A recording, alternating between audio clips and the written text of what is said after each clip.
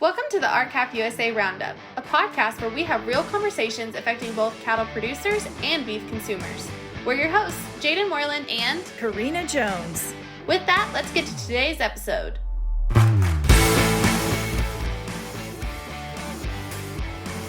This episode is sponsored by York Ag. York Ag is a dynamic supplier of holistic feed ingredient solutions for the animal feed and production industries. Their flagship proprietary products, York Calcium Chips and Bovazyme, are the leading ingredients in a wholesome product portfolio that helps create feed formulations according to your nutritional needs.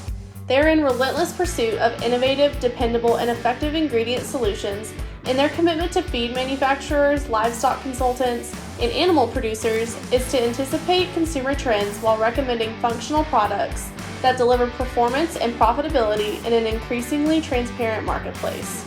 For more information, visit yorkag.com. Thank you for your support of RCAP USA.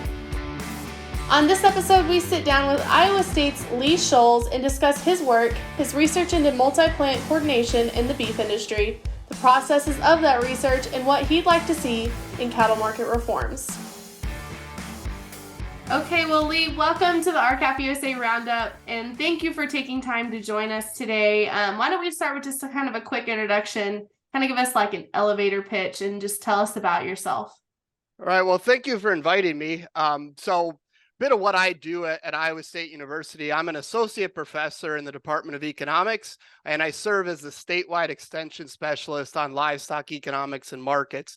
Now, my position's a bit unique in the sense that I have a three-way appointment, and it's an integrated appointment where my responsibilities range from extension to research and into teaching. So I co-teach a course on agricultural markets. That course is in the spring, so we're just wrapping that course up now. And the objectives of that course is to help students understand the use of futures, options, and tools in marketing and risk management, know the various sources of agricultural data and the roles that this data play in commodity markets, and understand the forces that shape commodity markets and learn about market prices and forecasting. Then another part of my job here at Iowa State is an extension program, which focuses on educating producers, allied industry stakeholders, agencies, government, private agencies, educators, the academic community, and all the way to the general public on the areas of livestock and meat market situation and outlook, price analysis, risk management, and then emerging issues are really, you can think about as kind of the topics of the day, or really the hot topics that the industry is dealing with. This program is really delivered through a variety of ways, through the trade and popular press articles, reports and proceedings, decision tools. I update a lot of websites with data information, and then a lot of meetings that I attend. So these may be producer meetings, stakeholder meetings, podcasts or webcasts like this. And then I do a lot of direct communication with producers. So producers calling me, asking me questions, asking me for data. And so some of those are some of the richest and best interactions that I really have, because it really helps me understand some of the issues and challenges producers are having. And then the third component of that is a research program. So that broadly looks at livestock economics and markets. I do a lot of this work collaboratively with researchers, both faculty and graduate students here at Iowa State University, and then other collaborators at other universities. And, the uniqueness also of this position is, I'm really the link between the academic community and a lot of times the industry or producer groups, because, I'm having a lot of those interactions at various meetings when producers are calling me. So that kind of helps feed my research agenda, and then provide that results and information back to producers. Great. So you're going straight to the source. I like it. So as you said, you're a professor at Iowa State, and, we had you on to primarily talk about your research and kind of work you've been working on. But first, let's talk about what led up to this, what's your background in ag? How did you kind of get to this position and kind of get interested in this research? Sure, I'll take you way back here. So I grew up on really a hobby crop and livestock, very diversified farm in central Wisconsin. And, I had probably a lot of the similar experiences that that many listeners had, right? So I grew up, helping on the farm, showing cattle at locally and at the state level, and then involved in 4-H and FFA. A lot of the work there was livestock and meat judging. So that really got my interest in agriculture and in livestock. And then when it came time to go to college, I went to the University of Wisconsin River Falls and studied agricultural business. So a lot of the experiences I had growing up as it related to the banking sector and different sectors kind of led me to think about agricultural business. And really at River Falls, I learned all the opportunities that were available to the agricultural business field. And then fortunately, just before I was finishing, I had a professor there that was also a livestock marketing specialist that asked if I was interested in doing any research. And before that, I had thought research, you needed a white coat and a laboratory to do research. But the research that we were interested in there was understanding prices for Holstein cattle in Wisconsin, because that's a pretty large segment in Wisconsin, given the size of the dairy industry. And so that kind of gave me my first taste of research. I was able to participate in the National Conference for Undergraduate Research. So that kind of helped me understand the network available and all the possibilities that they are for research. And so I, really took that opportunity and looked at graduate school in agricultural economics. And Michigan State had always been kind of a place that I admired, even back to undergraduate years. And so, I applied there and had an opportunity to work with a livestock economist there that, really helped open my eyes to even more opportunities. And we were able there. And my primary research at Michigan State looked at producer preferences and perceptions for animal identification and traceability programs. And so then, that took me to Kansas State, where I did a PhD, which really, I think, distilled my passion for research and extension, and really helped me get into developing my own research ideas and agenda, and all the possibilities of understanding the challenges and how that feeds back to research and delivering some of those results. Broadly, I've always just been really fascinated by how markets work. Economics, it really allows you to show and help understand historical trends, right? Because of the data that's available. You can interpret today's headlines, and I think that's really valuable, right? Is to understand, something that's happening now and make predictions about how that will play out into the future. So specifically, we brought you on today to talk about a study that you were a part of at Iowa State, the Multiplant Coordination in the beef packing industry. What was it that you and your collaborators came to this topic and set the project in motion?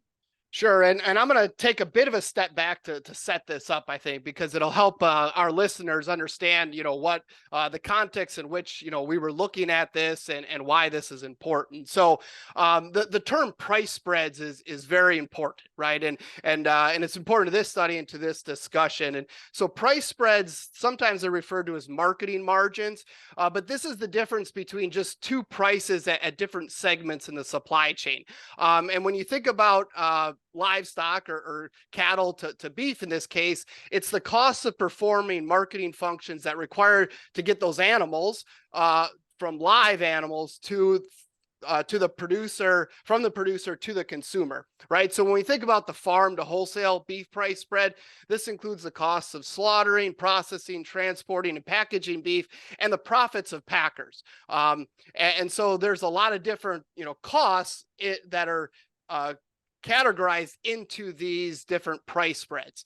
And it's important to look at these price spreads over long run averages, because there can be some really ebbs and flows within particular time periods. Also, it's important to remember that profits for packers are included in there because we don't do anything for free, right? It's just like a feedlot's not going to operate without a profit, right? That's not long-term sustainable. So that needs to be part of that spread.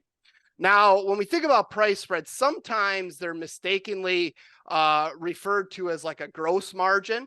But these concepts are very different. So when we think about something like a gross margin or a gross packer margin, that's like the box beef price plus maybe some byproduct value, and then minus the live cattle price.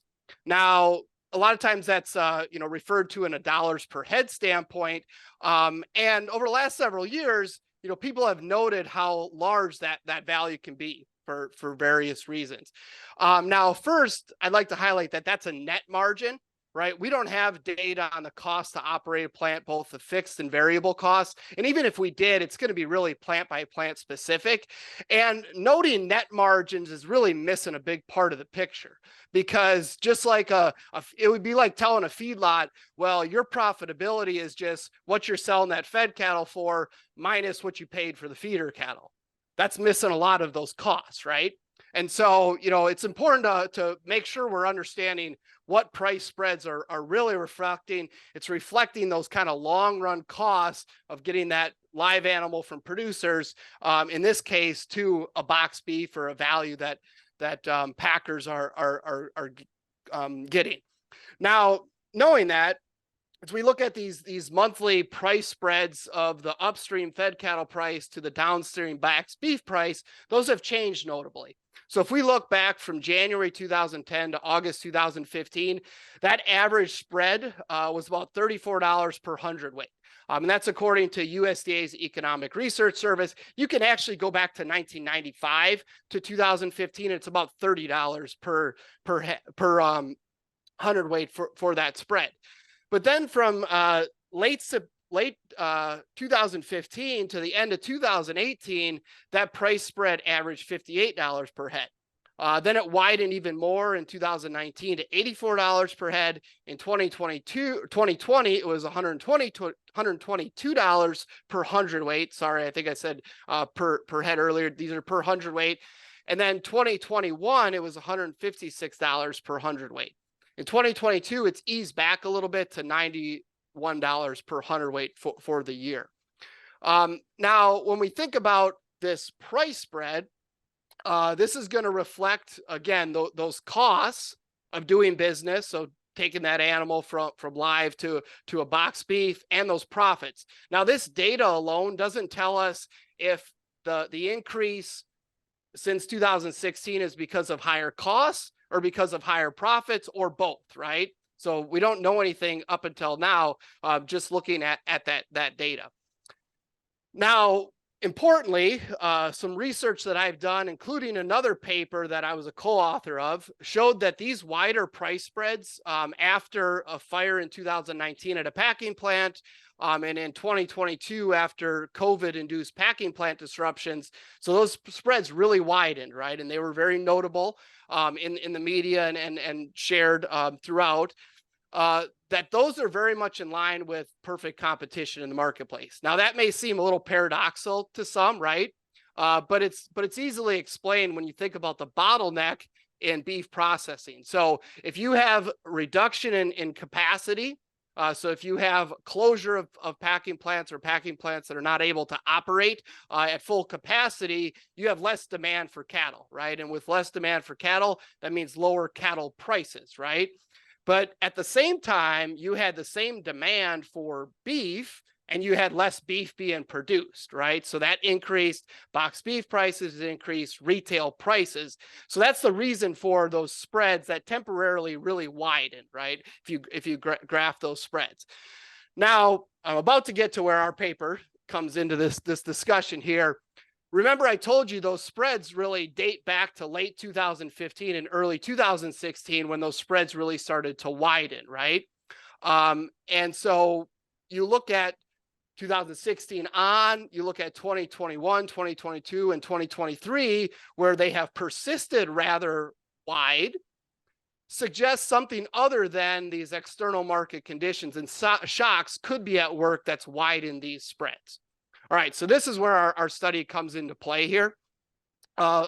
When we talk about, cattle prices and beef prices and that spread between them, a lot of market observers, suggest or think that these wide spreads result from cattle supplies being out of step with slaughter capacity, right? So that can happen short term when we see some disruptions, or it can happen over a longer term because of cattle cycles, right? And so if you think about the current cattle cycle that began in 2014, where and that would be the last trough, and we've expanded up to about 2019. And now we started to see those cattle inventories decline, right? So if you have lower fed cattle supplies and you're bringing fewer fed cattle to market, and the shackle space is the same, right? You have really high demand for cattle. That's going to increase cattle prices, right? And that's going to narrow the spread between box beef and fed cattle. And that's where the industry is heading. If you think about, if you look at USDA reports about cattle inventories, those supplies are very much getting tighter. We are remaining at current capacity or even adding packing capacity. And so that is going to work to narrow that price spread. Now, conversely, when you have large cattle supplies like we did, 2000 after the expansion in 2014, when we got larger supplies, starting in 15, 16, 17, 18, 19, that can start to depress cattle prices, right? Because now you don't have as much demand relative to the shackle space because you have growing cattle inventories. Okay, so now when we think about this, though, we've had 2 cattle cycles really since concentration in the meat packing industry has plateaued in 1995. You had cattle cycles that peaked in 1996 and 2007. And remember, I told you those long run price spreads were around that $30 to $34 per hundredweight, even when we had peaks in the cattle inventory cycle. So again, this suggests maybe something has changed since the last peak in 2007 that's fueling these larger and persistent spreads between upstream fed cattle prices and downstream box beef prices. So I'll so then to introduce our paper here, which was recently published in the American Journal of Agricultural Economics. The title of the paper is Multiplant Coordination in the U.S. Beef Packing Industry. The authors are Christopher Pudens and myself. So Christopher was a PhD student here at Iowa State that has just finished up with a PhD in economics here from Iowa State. He is the lead author on the paper. I was Chris's advisor for his PhD work. Now, this paper finds that most beef packers with multiple plants have really openly employed multi-plant coordination. And so multi-plant coordination, we define that as firm level coordination of procurement, slaughter, and downstream marketing activities across plants owned by the same multi-plant beef packer with the goal of maximizing corporate level as opposed to plant level profits. Importantly, this is intra-firm coordination rather than coordination across separately owned firms. So this is completely legal. Arguably, it's a prudent business decision. So you could think about a lot of businesses. One example may be like a farm dealer implement, right? If I own 2 farm implement dealerships, I want to coordinate, the inventory on those implements because it allows me to run that business more, efficiently and effectively, right? You could argue feedlots as well. You manage for the profitability of the feedlot, not necessarily an individual pen in that feedlot, right? It may make sense to market those cattle sooner because of the opportunity cost of bringing in another pen of cattle that I was able to buy at a good price and able to possibly market at a larger profit. So I think it's important to understand that this multi-plant coordination is done across a lot of industries and to the benefit of the businesses that are performing this. Now, when we think about multi-plant coordination, it's not if or even when the packers shifted to more fully utilizing multi-plant coordination. Their own statements from a lot of public press releases if that we highlight in the paper, show the use of this practice today. Also importantly, in the study, we reference a lot of academic literature that shows that, prior to 2005, 2006, the industry, beef packing in particular here, really wasn't using multi-plant coordination to a meaningful degree. And so, we ask the question now, what are the implications of using this? And, could it explain these persistently wide price spreads? And when we think about this, there's potentially two effects of multi-plant coordination. So the first one can actually narrow the spread between fed cattle prices and beef prices. The other effect could actually widen the spread. So in the paper, we discuss and model both of these effects. So I'll first talk about the possibility of multi-plant coordination narrowing the spread. So here, multi-plant coordination, it's going to generate a lot of cost efficiencies that could be passed on to producers in the form of paying higher prices. So for example, if I'm able to make sure my plants operate at a sweet spot as far as capacity utilization, so I'm not operating over capacity where I'm having to pay a lot of overtime, I'm having to do a lot of larger slaughter on Saturdays, and I'm not operating under capacity where there's a lot of excess capacity that's really costly. That's going to save me a lot of efficiencies. Also, when you think about multi-plant coordination, this allows packers to streamline procurement staff. So instead of buying for a particular plant, they're buying for a particular region. This could trim some labor costs as it thinks about procurement. And then it could reduce costs associated with marketing beef into consumer markets. And so this would be how you would see the multi-plant coordination narrowing that spread between cattle prices and beef prices. And our models show that the packers pass all of these cost savings on to cattle producers in the form of higher prices. Now, the second effect has to do with packing companies reducing competition among the plants that they own. And so you can think about this as you have 20 somewhat independent packing companies that are owned. Some of them are owned by the same firm, but they're all bidding against each other when you think about the available cattle supplies, right? And so if you're consolidating into 4, you're going to reduce the competition. And this is all else equal going to lower prices being paid for fed cattle. Now, what we show is if the effects of this reduced competition outweigh the cost efficiencies of multi-plant coordination, then multi-plant coordination provides an explanation for wider spreads between beef prices and cattle prices. Okay, so I do have a question about your theory about the narrowing margins being able to when the margins can narrow, packers are returning those cost of efficiencies back to producers. How are you able to confirm that? So when you think about efficiencies, when you think about available cattle, right, you're in a competitive environment bidding for cattle, right? And so the highest prices being paid are able to secure those cattle, right? So if you're able to pay higher prices, you're able to secure more cattle or the cattle that you want, right? And so economic theory would suggest that you're able to bid higher prices for those cattle and get those cattle to, again, remember, profit from the purchase of those cattle processing into beef. Now, when we think about, there's more to think about here when you think about multi-plant coordination, right? So multi-plant coordination, we show that a multi-plant coordinator will permanently shut down a plant before the same plant run as a separate profit center will shut down, right? And that's important because when we think about here historically, we've seen 6 major fed cattle slaughter plant shutdowns were executed between 2005 and 2015, right?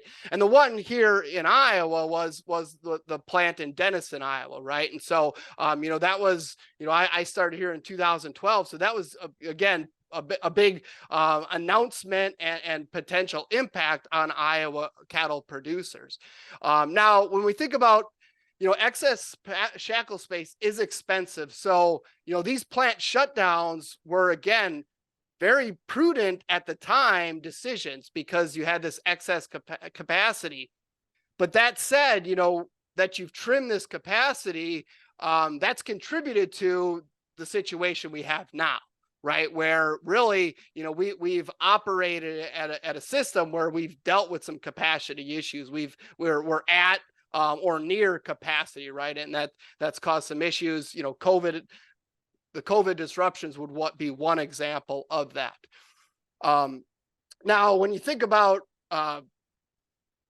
these shutdowns, our study shows that this is part of that multi-plant coordination, and this has widened that spread between, again, beef prices and fed cattle prices.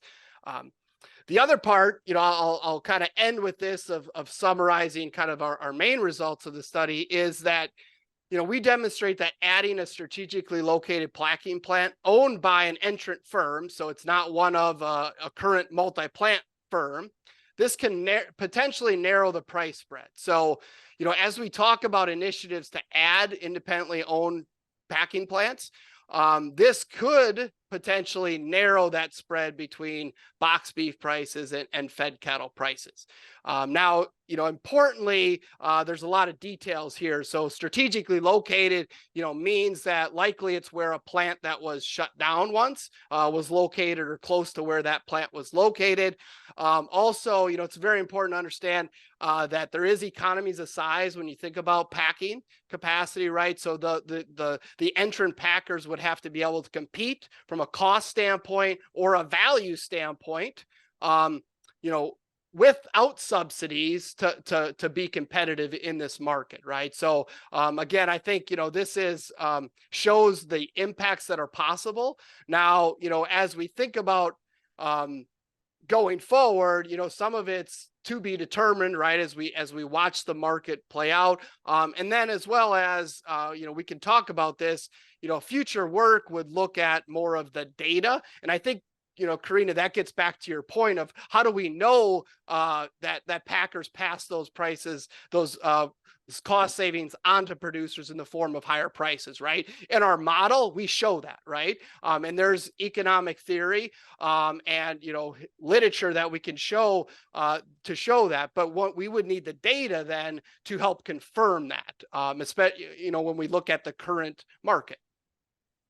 So tell us about the peer review process and what that should mean to our audience. Great question. So you can think of the peer review as the gold standard, right? So the peer review system exists to really help uphold the quality and validity of academic work and the journals that publish it, right? So I referenced the article Multiplant Coordination in the U.S. beef packing industry was published in the American Journal of Agricultural Economics. That's notable. That is our leading journal in agriculture and applied economics. And so you can think about, that as really the where you want to target this academic work, right? Acceptance rates there are roughly 10%, right? So, Wow. It's rather low. Now, when you think about the peer review process, it's really the only widely accepted method for research validation, and it's been used for hundreds of years, right? And it's not just in economics or agriculture economics, it's across really all disciplines, right?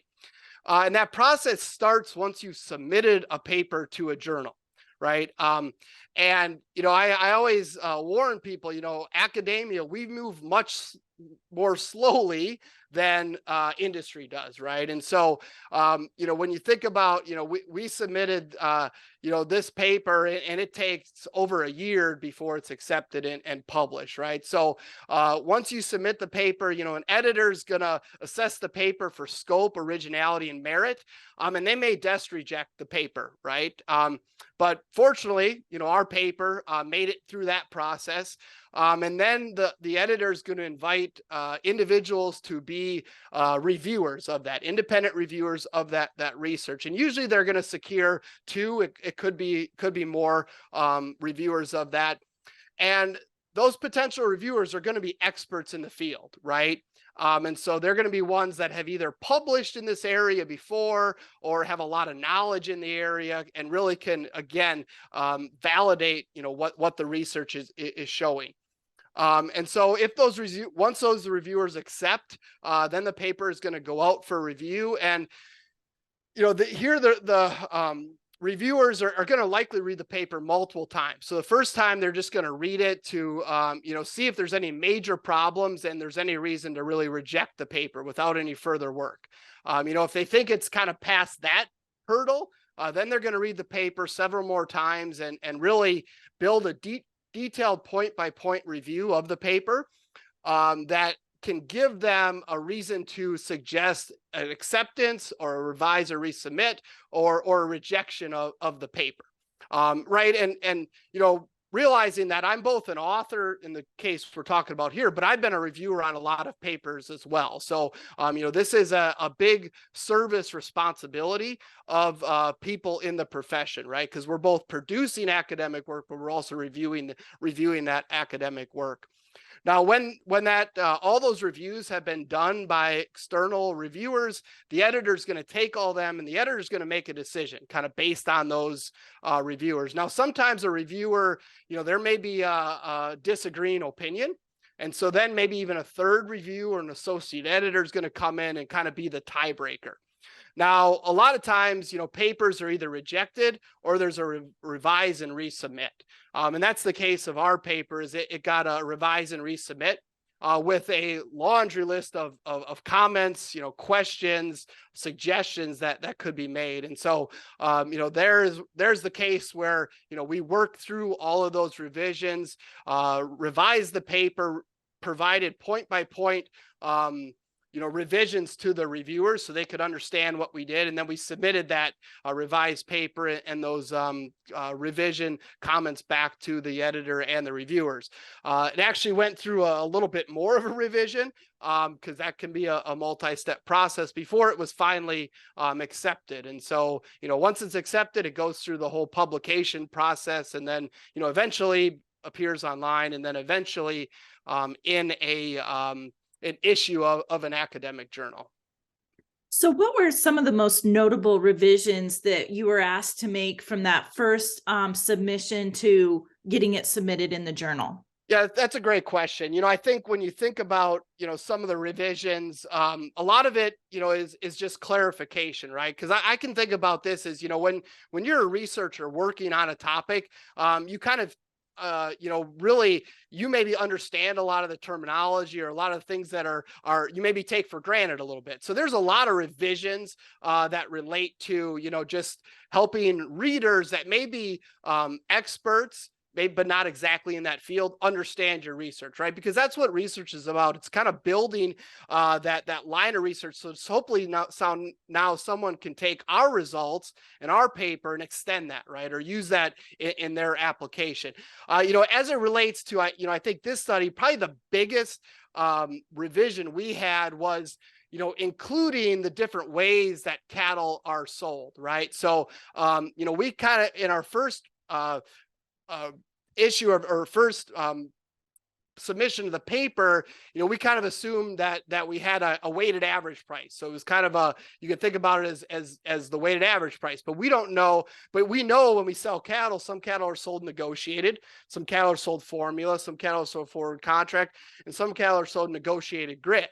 And so a reviewer pointed out that, you need to make sure that this is truly representative or more reflective of, how those cattle are bought and sold, in the marketplace. And so, I think, again, that's a way to help validate the research, right? Because it's really kind of a robustness check. If I have the same findings, and we did, if we change, in the way in which these cattle are bought and sold, because there's some nuances to all of, the ways that we see price discovery, right? And so, I think that was an important contribution to the study. We always thank reviewers for that, because that is, a good part of this peer review system is, improving a paper, and it very much did that through this process. Well, some of the media that covered this study said that it should be considered by Congress as they wrestle with the task of creating fair cattle markets. How would you suggest Congress use this body of work to attempt cattle market reforms? So I'm going to take a bit of a step back here to I think, set this up, because I think, again, help set up the environment, maybe helps show where it really fits into a lot of the current discussion as we think about price discovery and transparency in the marketplace. So history has shown that markets work well, right? They really generate appropriate price signals. They result in least cost production innovation, but markets don't always work perfectly, right? So, and I'll give you a great example. So an example that fits perfectly is we've seen imbalances in market power between buyers and sellers can impact prices, right? If you think back to the 1990s, there was a lot of concerns among industry and Congress over packer concentration as meat companies were consolidating and expanding, market structures were changing, right? Now, this came to a head in December 1998. When you think about the hog market, right? Negotiated hog prices collapsed to single digits.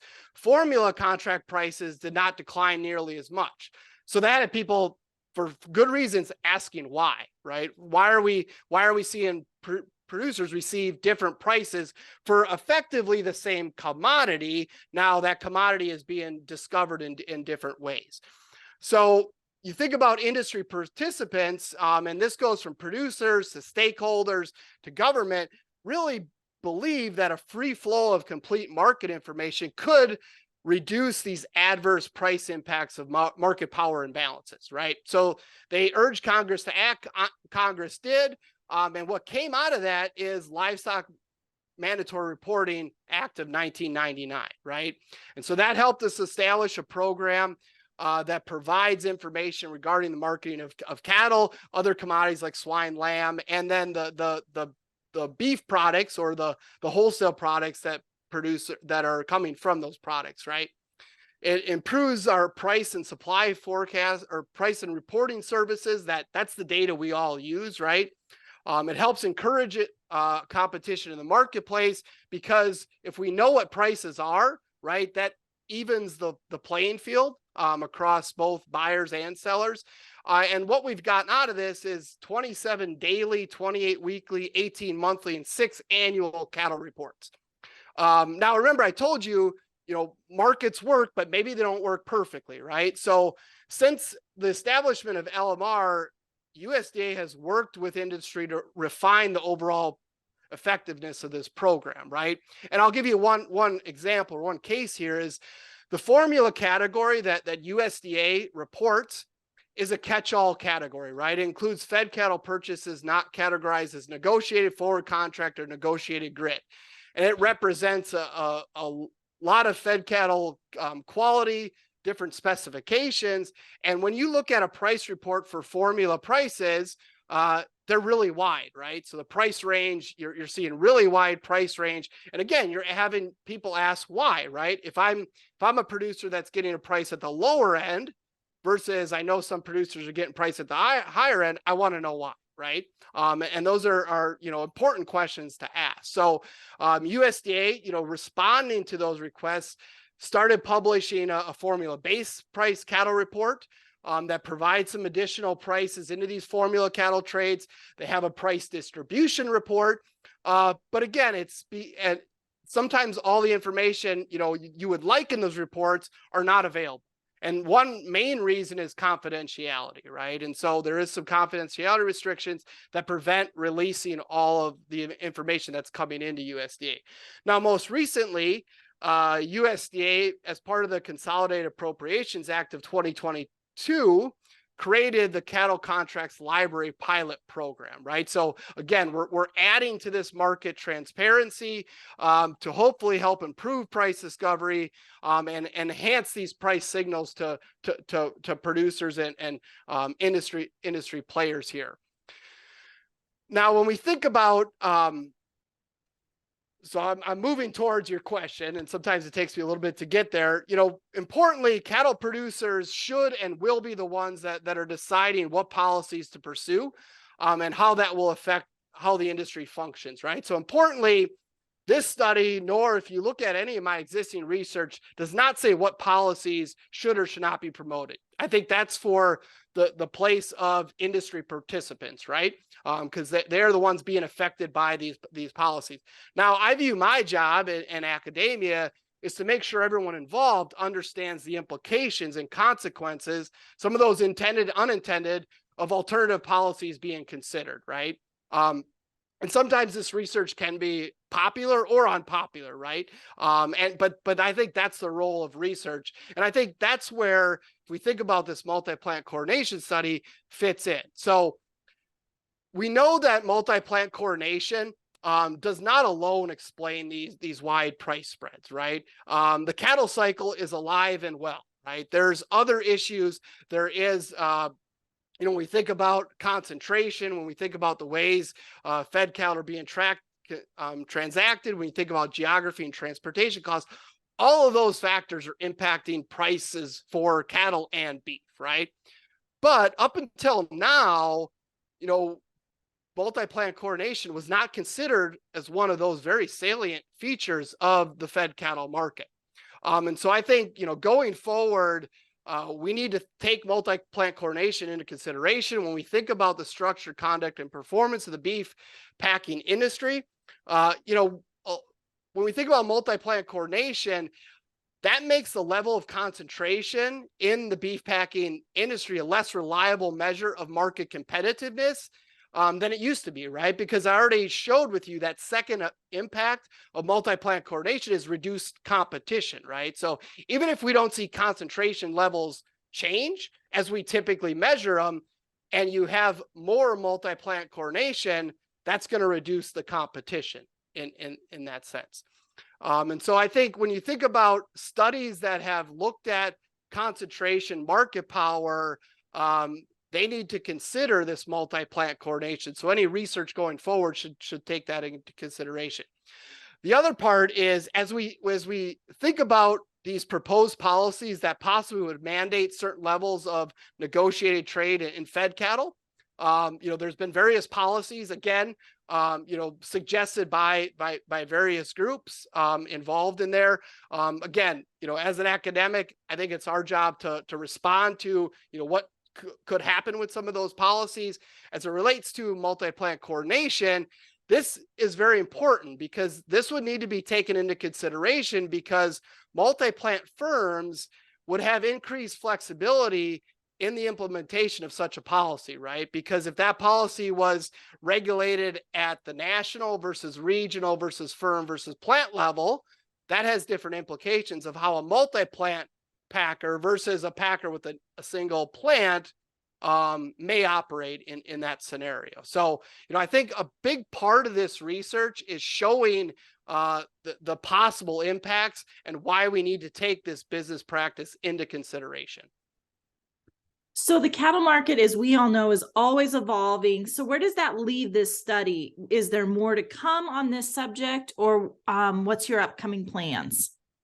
Sure. So I think now, having established that there is this trade-off between multi-plant coordination efficiencies and reduced competition from multi-plant coordination, to your point, we don't know the impact, right? We haven't quantified if that impact is larger from the efficiencies, which would narrow the spread, or if it's larger from the reduced competition, which would widen the spread. And when we look at those collectively. So I think when you think about the next step in this research, which we've started down, is to quantify the impacts of that on beef price spread. So some of the ways to do this as well, looking at a situation where we've established that multi-plant coordination, as it relates to closing a plant, that can widen the price spread. So understanding, again, that's going to cause some efficiencies, which would narrow it, but understanding how it may widen it as well, and then the impact. So, as I mentioned, we've had several packing plant closures that you could really dial in on that impact of that closure and multi-plant coordination of how that would impact the beef price spread. That's not a trivial task, right? Because you really need to control for all the other factors in the marketplace, right? Where we are at in the cattle cycle, being one of those factors, certainly, to understand how those cattle are being bought and sold. That's different in different places, like Iowa versus other places of the U.S. And so, I think some of the challenge there is data availability too. So a lot of the earlier studies that have discussed or hinted at multi-plant coordination, they had access to, really firm level, very proprietary data, but did some studies, on the marketplace to help understand. A lot of those studies were about concentration in meat packing, but there was some evidence, to show that there wasn't much multi-plant coordination, up until 2005 or so. So I think, if you had really that firm level data, it's going to be the most informative. But if we're going to aggregate up some of that data, which may be the only way to get available data, I think it would really be important to look at the regional impacts versus, a national impact. Because anytime you really aggregate up to a national level, you might wash away many of the effects because you're going to have a lot of countervailing impacts. But I think if you're able to really dial into how it impacts a particular market, I think that'll be able to really distill some of that important information. The other thing, and we highlight in this in the study, is that, we've talked so far about farm to wholesale prices, so the difference between fed cattle prices and beef prices. But the spread between beef prices and retail prices have also widened notably over time. So again, those spreads are going to account for costs and profits, right, of getting that wholesale beef up to retail beef. Now, I think, further research could really dive into multi-plant coordination at that segment of the industry. And that's going to help us get a more complete picture of the impacts of multi-plant coordination on the entire beef supply chain. We focused here on the farm to wholesale, but again, there's that other segment when you look at wholesale to retail that would be very informative as well. Excellent. So as we kind of start to wrap up, anything else you want to add that we didn't discuss, or any questions you can think of, Karina? Hey, Lee, you have anything else? No, I think you guys let me run, so I was able to kind of fill it in, I think. Good deal. Okay, well, we appreciate you joining us today and for sharing with our listeners just about all your hard work. And we have one last question for you that we always wrap up with. What is your favorite cut of beef and how do you like it prepared? Well, the only way to cook beef is medium rare, right? And so that's the easy question. It would have to I think, reminiscent growing up, it was, Saturdays having T-bones on the grill, after a hard day of work. So it's kind of hard to deviate maybe from that when you think about the perfect cut of beef for you, realizing, there's a lot of great cuts of beef out there, but that would have to be mine. Thank you, Lee, for joining us today. We look forward to following your work and your projects. We need meaningful market reform. So, to read more about the Iowa State research, go to our show notes where you can find the full text of the study, Multiplant Coordination in the U.S. Beef Packing Industry. Thanks for tuning in today. Be sure to follow along at RCAP USA on Facebook, Instagram, Twitter, LinkedIn, and YouTube. RCAP USA is set apart from all other national cattle associations because we rely solely on membership dues and donations to carry out our mission to ensure the continued profitability and independence of United States cattle producers. We exist only because of support from our members. We ask you to help support RCAP USA. First year new membership dues are $50, and after that, all renewals are $100 each year. To become a member or to donate, call 406-252-2516 or go to r-cafusa.com.